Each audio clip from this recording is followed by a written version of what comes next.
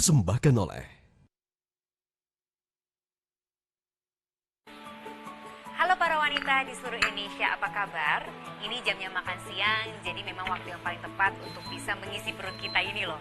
Nah, siang hari ini saya pengen banget makan seafood, makanya saya ada di sini dan memesan menu seafood favorit saya. Kita tunggu sama-sama ya. Ini dia. Kerang saus padang. Kerang saus padang. Makasih banyak ya, Mas. Oke. Sip. Ini dia. Sebentar ya. Kita pakai sanitizer-nya dulu.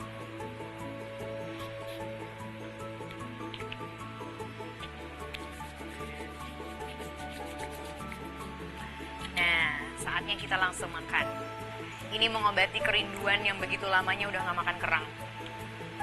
Tapi kadang-kadang suka kepikiran gak sih pemirsa? Kalau udah makan kerang gini kan, daging kerangnya tuh kan cuma kecil gini aja ya. Terus kulit-kulit kerang ini diapain ya? Kalau dibuang gitu aja kan rasanya bisa jadi limbah. Diolah juga diolah kayak apa ya kira-kira ya? Yang bisa sesuai juga, bisa ada kreasinya juga gitu. Oh iya, jadi kemarin sebelum pandemi saya sempat ketemu sama Ibu Nur. Ibu Nur ini tinggalnya di Cirebon, tapi beliau itu punya usaha istana kerang. Jadi mengolah limbah-limbah kerang ini untuk jadi hiasan, untuk jadi macam-macam deh pokoknya. Kita telepon yuk, kalau lagi ada di Jakarta, kita langsung ajak aja ketemu di Lady Boss. Coba, kira-kira lagi available nggak? Halo Bu Nur, apa kabar? Baik, Mbak Tantri. Bu Gimana Nur, nih lagi di mana kabarnya? ini? Kebetulan aku lagi ada di Jakarta. Lagi di Jakarta. Bu Nur, kalau lagi di Jakarta mampir dong ke Lady Boss. Siap. Lagi ada waktu nggak sekarang? Langsung ditembak. Insya Allah bisa. Sherlock ya. Oh ya, oke. Aku Sherlock. Aku kirimin, kita langsung ketemu di ruang tamunya Lady Boss ya, Bu Nur. Siap. Oke. Makasih, Bu Nur. Iya, sama-sama. Bye-bye. Dia bisa lagi ada di Jakarta, langsung mau ke studionya Lady Boss. Tapi ini kerangnya belum selesai. Cepet-cepet ya, kita habisin. Sembari saya ngabisin, kita lihat dulu yuk video berikut ini.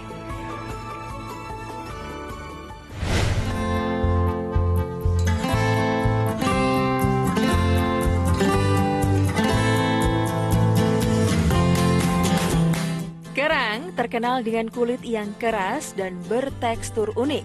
Namun kulit kerang bagi sebagian orang tidak bermanfaat. Padahal, jika diolah dengan benar, kulit kerang juga bisa menghasilkan berbagai kerajinan tangan yang sangat cantik dan bernilai ekonomi tinggi. Contohnya seorang pengusaha asal Cirebon, Ibu Siti Nurhandiah, yang sukses membangun tempat usaha olah limbah kerang bersama sang suami. Dengan nama Istana Kerajinan Kerang, limbah kulit kerang disulap menjadi beragam kerajinan. Mulai dari penutup lampu hias, meja, guci, hingga gapura. Sejak awal berdiri, di awal tahun 2000-an, salah satu peserta UMKM Brilliantpreneur 2019 ini memang langsung membidik pasar ekspor. Tak heran, 90% produk yang dihasilkan kini dapat ditemukan hampir di seluruh penjuru dunia.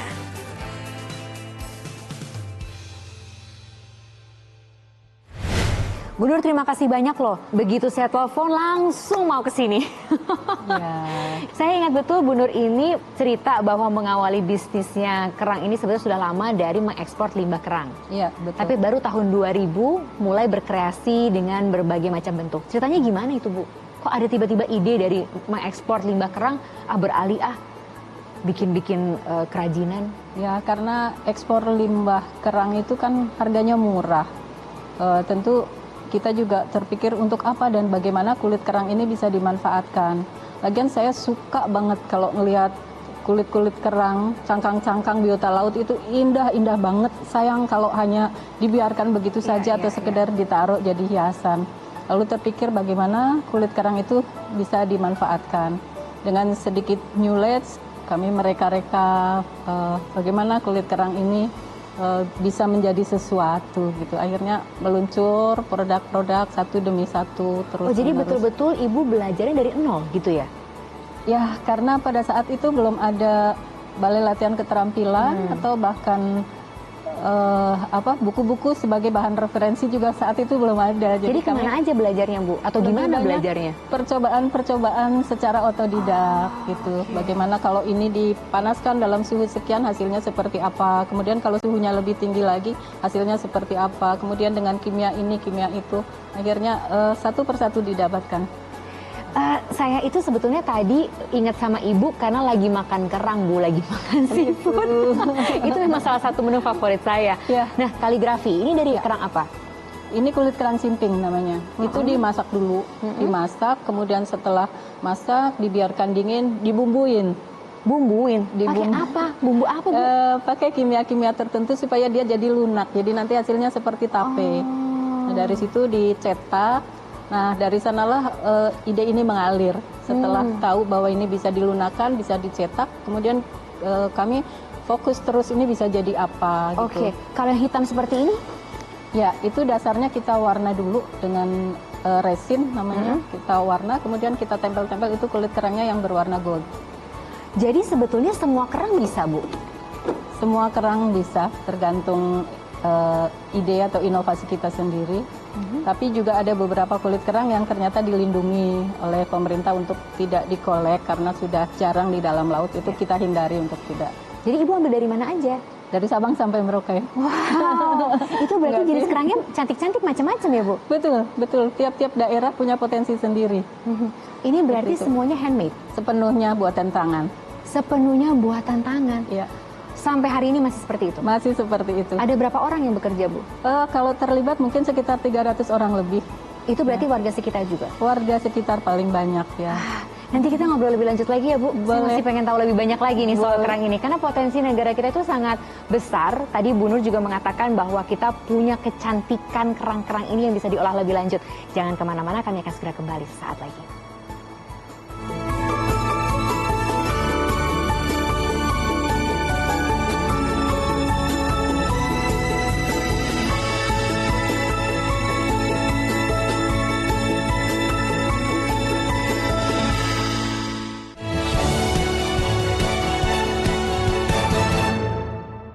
Dipersembahkan oleh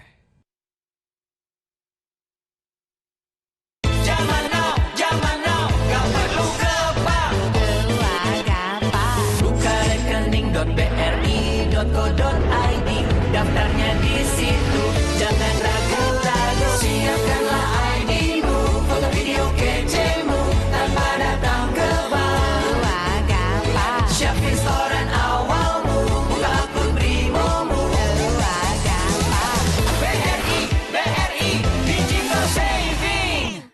Skippingan itu 20 menit. Setelah skipping, habis itu Tomang gerakan ABC kayak sentak depan dulu, angkat paha.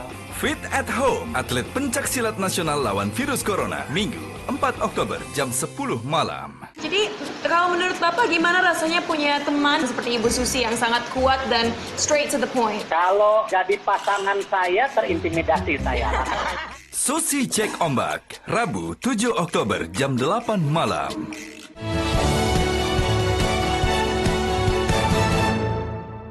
dipersembahkan oleh Kulit kerang yang terkesan tidak ada gunanya, bahkan kalau udah kita makan biasanya kita buang dan jadi limbah, ternyata kalau diolah bisa menghasilkan barang-barang atau produk-produk yang cantik dan menghasilkan keuntungan. Berbicara keuntungan berarti kita berbicara bisnis. Dan kalau sudah berbicara bisnis, pasti akan ada Womanpreneur Community, dan hari ini ada Bu Irma Sustika. Apa kabar Bu? Halo Tan, baik. Terima kasih sudah mau datang ke sini. Nah, sebelum aku ngobrol-ngobrol sama Bu Irma, aku mau ke Bu Nur dulu. Ya. Ini sebetulnya siapa Bu yang beli?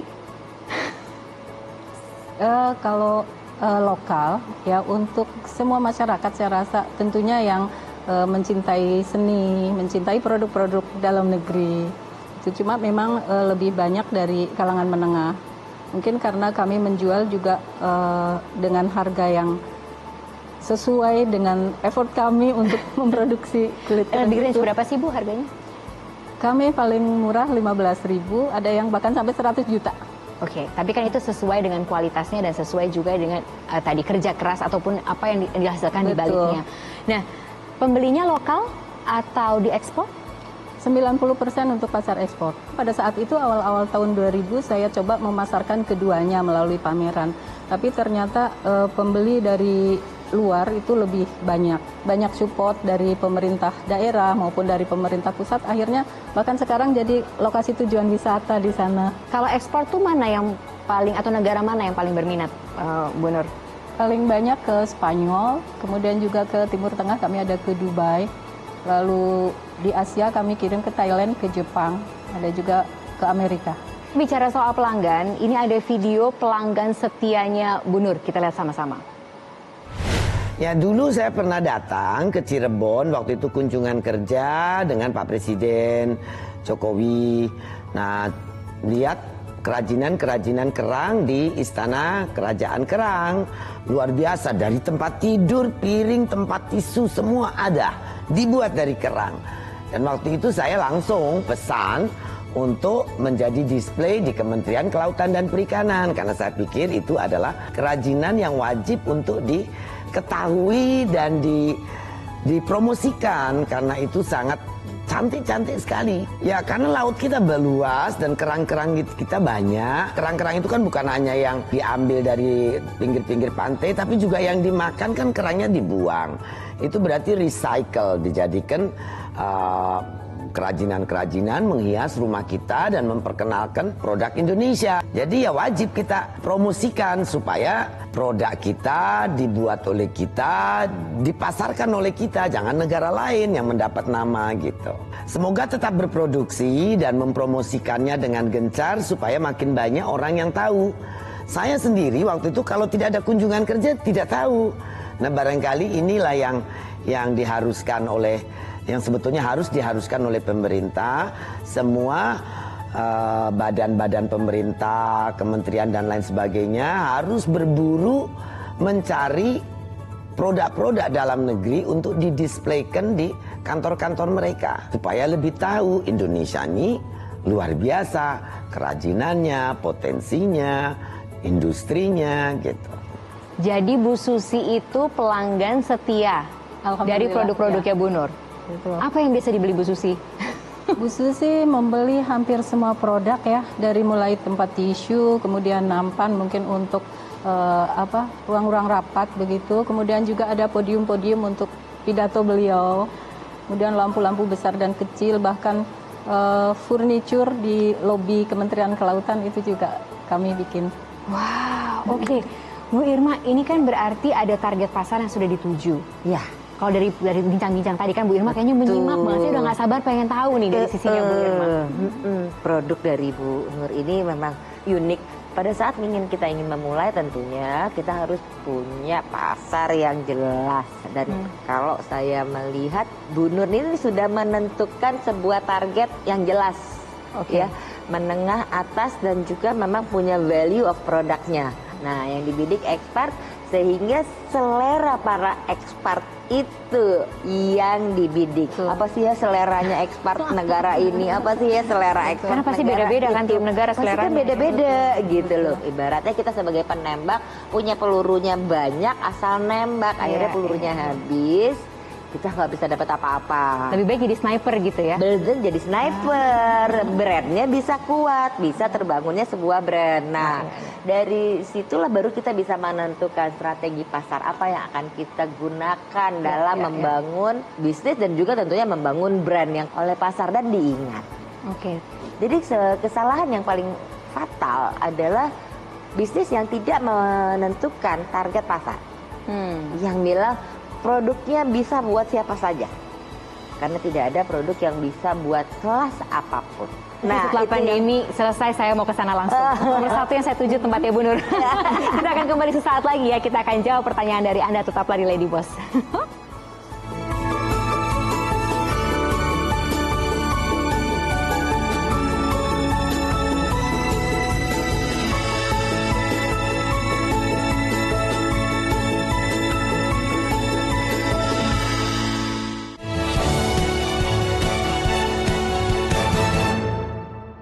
Dipersembahkan oleh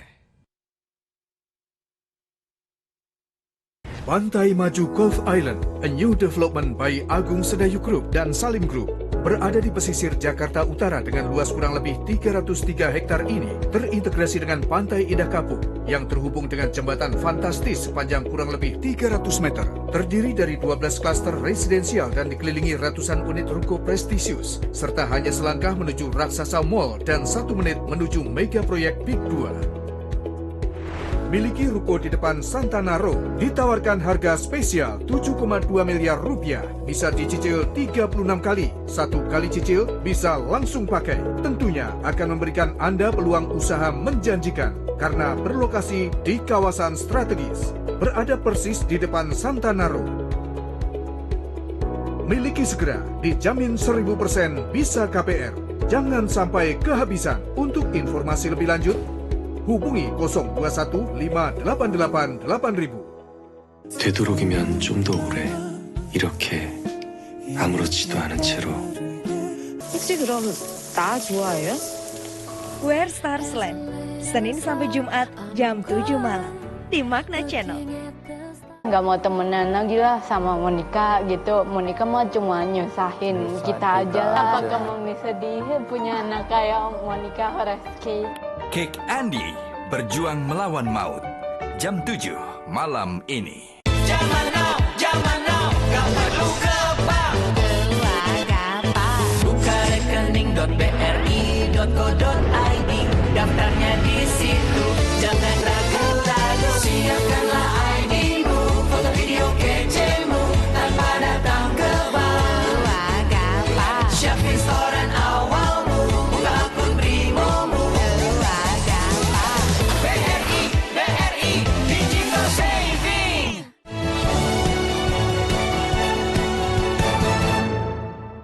Dipersembahkan oleh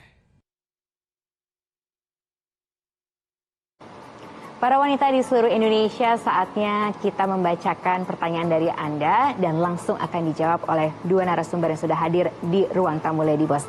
Dari email dulu, Bu Nur dan juga Bu Irma. Ini dari Yogyakarta emailnya. Halo Mbak Tantri, halo Shera. Betulkah bisnis yang mencampurkan tema modern tidak akan bertahan lama di daerah? Lalu apakah ada cara untuk mempertahankannya? Saya akan ke Bu Nur terlebih dahulu.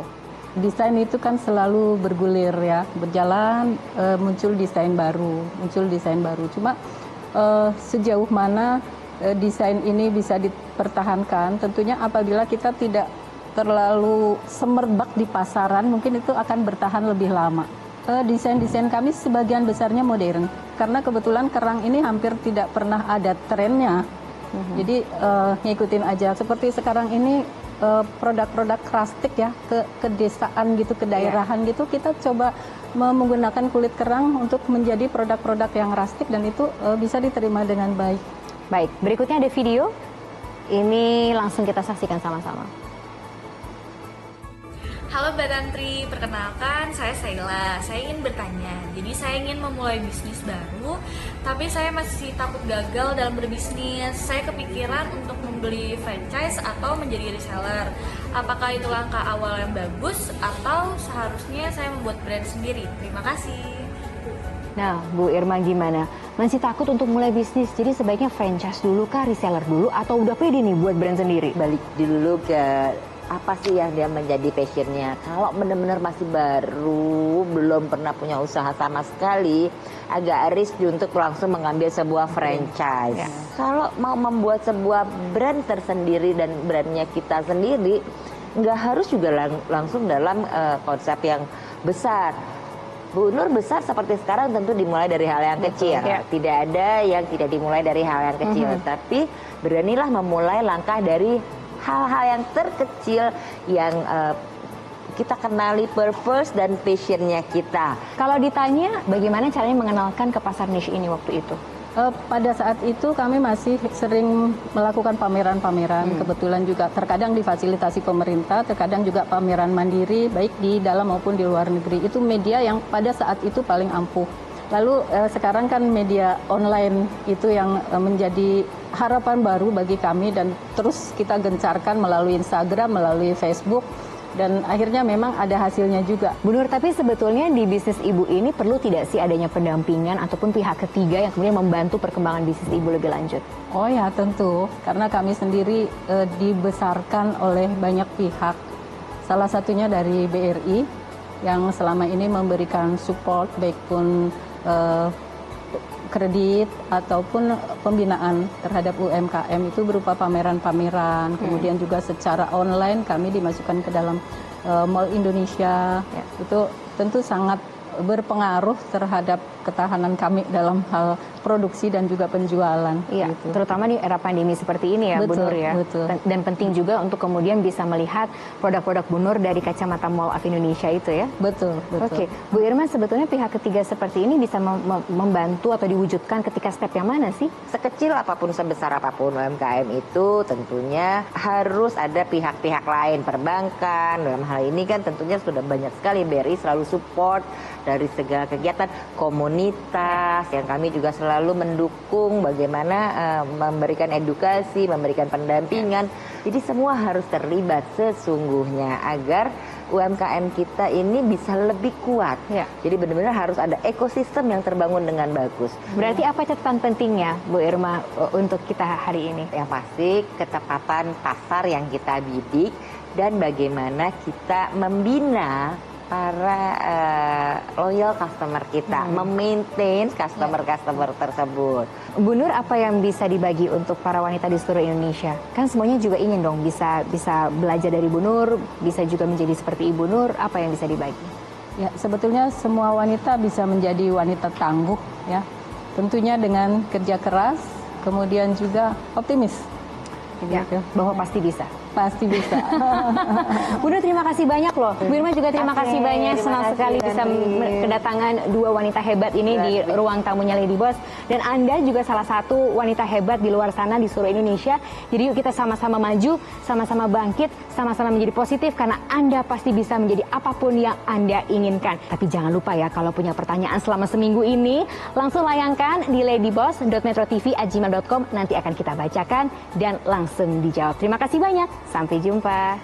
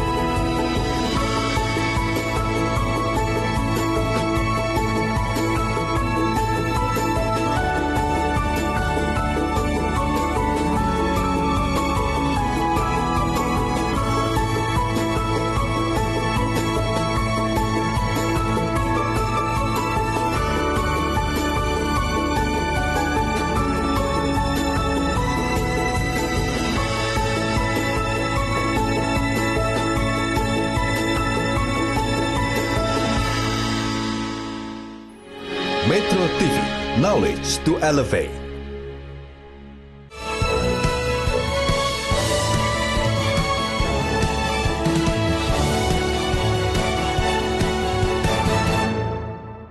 Dipersembahkan oleh